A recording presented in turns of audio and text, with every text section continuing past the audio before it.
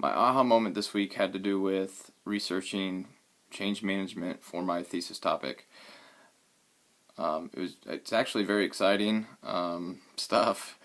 In the beginning I was like, oh, we got to do a thesis paper, but once you get into it, I realized this is why I'm doing this MBA. Because I do enjoy researching different topics when it comes to business, and then applying those learnings and research to my current job, and also reflecting on things that have happened in the past within my company in regards to some of that research. I can think of one example when it comes to change management. A couple years ago, our company tried to implement a program or system called Wildly Important Goals. And what that was every week we would have a conference call and go over 3 specific goals for our territory, and they would want to discuss the activity surrounding that goal and how that activity was executed and whether or not we were successful in executing those strategies.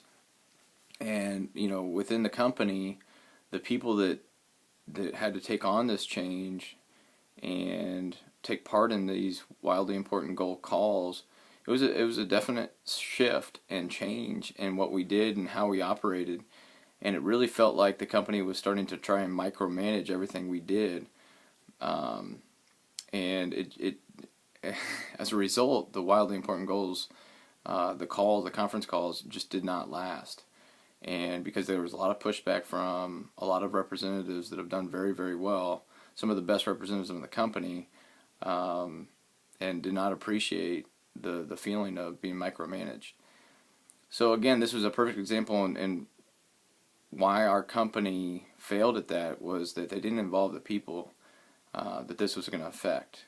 They didn't facilitate the change. They just dictated it and imposed the change on the people, rather than involving them and facilitating the change and getting their buy-in. Maybe there was something that the people of the company, the sales representatives, this was going to affect.